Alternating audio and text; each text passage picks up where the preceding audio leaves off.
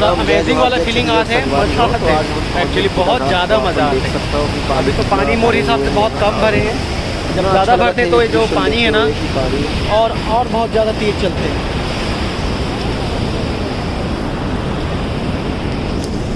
बड़ा मज़ा आता है यार। ये ना सरप्राइज़ वाला वीडियो है, जैसे मैं शुरू में बोल रहा हूँ, वैसे कोई प्लान नहीं दिखाया कि मैं सोचो एक वीडियो ही बना देता हूँ। फर्स्ट टाइम आता पानी के भरे के बाद ऐसा यहाँ, तो मोर फर्स्ट टाइम इम्प्रेशन मस्त है, एकदम मस्त।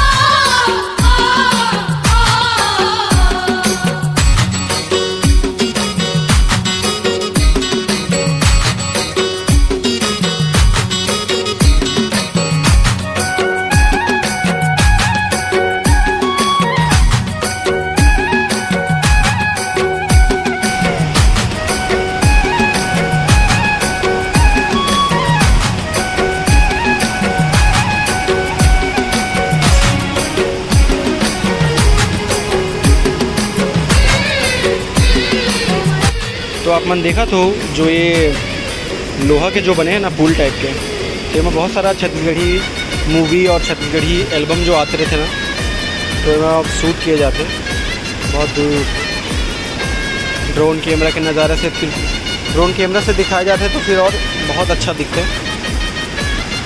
वही खूबसूरत।